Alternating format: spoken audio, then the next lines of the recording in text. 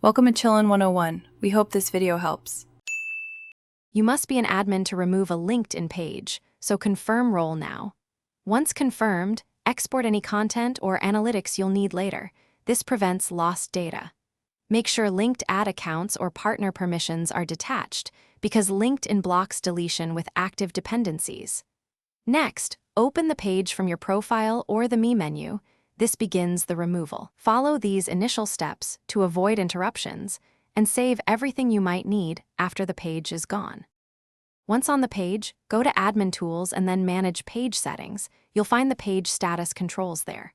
Look for Deactivate or Delete. LinkedIn sometimes separates temporary deactivation from permanent removal, so choose Delete if you want full removal. Make sure billing and ad campaigns are closed, because unresolved charges prevent deletion.